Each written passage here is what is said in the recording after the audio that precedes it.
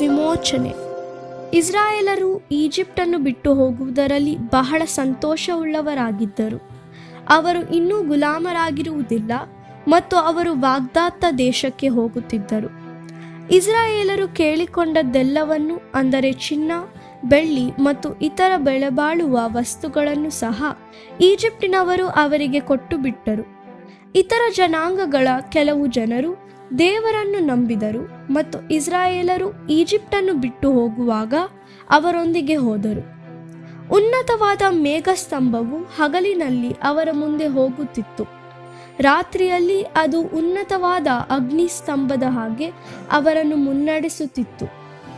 ಮೇಘಸ್ತಂಭದಲ್ಲಿ ಮತ್ತು ಅಗ್ನಿಸ್ತಂಭದಲ್ಲಿ ಇದ್ದ ದೇವರು ಯಾವಾಗಲೂ ಅವರೊಂದಿಗೆ ಇದ್ದುಕೊಂಡು ಅವರು ಪ್ರಯಾಣ ಮಾಡುವಾಗ ಅವರಿಗೆ ಮಾರ್ಗದರ್ಶನ ನೀಡಿದರು. ಅವರು ಮಾಡಬೇಕಾದದ್ದು ಇಷ್ಟೇ, ಅದೇನೆಂದರೆ ಅವರನ್ನು ಹಿಂಬಾಲಿಸುವುದು. ಸ್ವಲ್ಪ ಸಮಯದ ನಂತರ ಫರೋಹನು ಮತ್ತು ಅವನ ಜನರು ತಮ್ಮ ಮನಸ್ಸನ್ನು ಬದಲಾಯಿಸಿಕೊಂಡರು. ಅವರು ಇಸ್ರಾಯೇಲರನ್ನು ಪುನಃ ತಮ್ಮ ಗುಲಾಮರನ್ನಾಗಿ ಮಾಡಿಕೊಳ್ಳಲು ಬಯಸಿದರು. ಆದ್ದರಿಂದ ಅವರು ಇಸ್ರಾಯೇಲರನ್ನು ಬೆನ್ನಟ್ಟಿದ್ದರು. ದೇವರೇ ಅವರ ಮನಸ್ಸನ್ನು ಬದಲಾಯಿಸಿದರು. ಸರ್ವೇಶ್ವರ ತಾವು ಫರೋಹನಿಗಿಂತಲೂ ಮತ್ತು ಈಜಿಪ್ಟಿನವರ ಸರ್ವ ದೇವರುಗಳಿಗಿಂತಲೂ ಅಧಿಕ ಶಕ್ತಿಶಾಲಿ ಎಂದು ಎಲ್ಲರೂ ತಿಳಿಯಬೇಕೆಂದು ಬಯಸಿದ್ದರಿಂದ ಅವರು ಹೀಗೆ ಮಾಡಿದರು.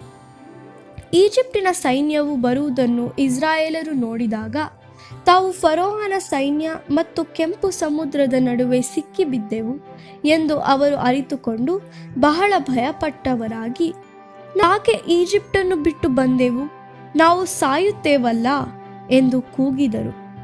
ಮೋಶೆಯು ಇಸ್ರಾಯೇಲರಿಗೆ, ಭಯಪಡಬೇಡಿರಿ, ದೇವರು ತಾವೇ ಇಂದು ನಿಮಗಾಗಿ ಹೋರಾಡುತ್ತಾರೆ ಮತ್ತು ನಿಮ್ಮನ್ನು ಕಾಪಾಡುತ್ತಾರೆ. ಆಗ ದೇವರು ಮೋಶೆಗೆ ಹೀಗೆಂದು ಹೇಳಿದರು, ಜನರಿಗೆ ಕೆಂಪು ಸಮುದ್ರದ ಕಡೆಗೆ ಹೋಗುವಂತೆ ಹೇಳು ಎಂದು ಹೇಳಿದರು. ಆಗ ದೇವರು ಮೇಘಸ್ತಂಭವನ್ನು ಇಸ್ರಾಯೇಲರ ಮತ್ತು ಈಜಿಪ್ಟಿನವರ ನಡುವೆ ನಿಲ್ಲಿಸಿದರು. ಆದ್ದರಿಂದ ಈಜಿಪ್ಟಿನವರಿಗೆ ಇಸ್ರಾಯೇಲರನ್ನು ನೋಡಲು ಆಗಲಿಲ್ಲ. ಸಮುದ್ರದ ಮೇಲೆ ನಿನ್ನ ಕೈಯನ್ನು ಚಾಚು ಎಂದು ದೇವರು ಮೋಶೆಗೆ ಹೇಳಿದರು. ಆಗ ದೇವರು ಗಾಳಿಯು ಸಮುದ್ರದಲ್ಲಿರುವ ನೀರನ್ನು ಎಡಕ್ಕೆ ಮತ್ತು ಬಲಕ್ಕೆ ನೂಕುವಂತೆ ಮಾಡಿದರು. ಹಾಗೆ ಮಾಡಿದಾಗ ಸಮುದ್ರದಲ್ಲಿ ಮಾರ್ಗ ಉಂಟಾಯಿತು. ಇಸ್ರಾಯೇಲರು ಸಮುದ್ರದ ಮಧ್ಯೆ ಒಣನೆಲದಲ್ಲಿ ನಡೆದು ಹೋದರು. ಅವರ ಎರಡು ಬದಿಗಳಲ್ಲಿ ನೀರು ಗೋಡೆಯಂತೆ ಇತ್ತು. ಇಸ್ರಾಯೇಲರು ತಪ್ಪಿಸಿಕೊಂಡು ಹೋಗುವುದನ್ನು ಈಜಿಪ್ಟಿನವರು ನೋಡುವಂತೆ ದೇವರು ಮೇಘವನ್ನು ದಾರಿಯಿಂದ ಮೇಲಕ್ಕೆ ತೆಗೆದು ಬಿಟ್ಟರು. ಈಜಿಪ್ಟಿನವರು ಅವರನ್ನು ಬೆನ್ನಟ್ಟಲು ನಿರ್ಧರಿಸಿದರು. ಅವರು ಇಸ್ರಾಯೇಲರನ್ನು ಸಮುದ್ರದ ಮಾರ್ಗವಾಗಿ ಬೆನ್ನಟ್ಟಿದರು. ಆದರೆ ದೇವರು ಈಜಿಪ್ಟಿನವರು ದಿಗಿಲು ಪಡುವಂತೆ ಮಾಡಿದರು ಮತ್ತು ಅವರ ರಥಗಳು ಸಿಕ್ಕಿಕೊಳ್ಳುವಂತೆ ಮಾಡಿದರು.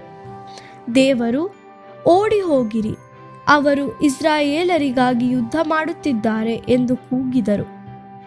ಇಸ್ರಾಯೇಲರು ಸಮುದ್ರದ ಇನ್ನೊಂದು ಕಡೆಗೆ ಬಂದರು.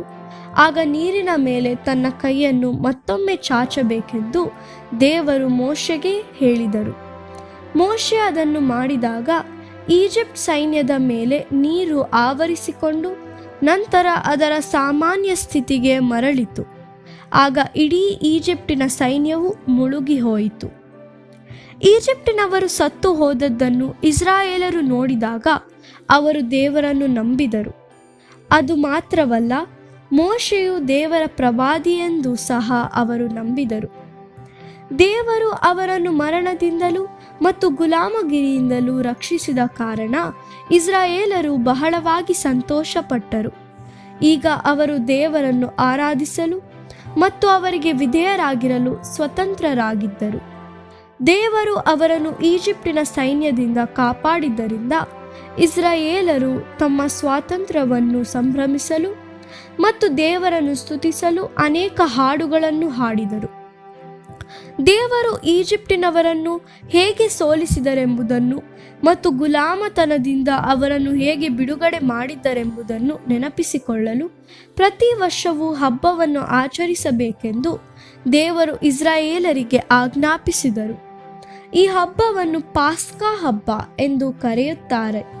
ಅದರಲ್ಲಿ ಅವರು ಆರೋಗ್ಯಕರವಾದ ಕುರಿಮರಿಯನ್ನು ವಧಿಸಿ ಅದನ್ನು ಸುಟ್ಟು ಹುಳಿಯಿಲ್ಲದೆ ಮಾಡಿದ ರೊಟ್ಟಿಯೊಂದಿಗೆ ಅದನ್ನು ತಿನ್ನುವ ಮೂಲಕ ಆಚರಿಸಬೇಕಾಗಿತ್ತು.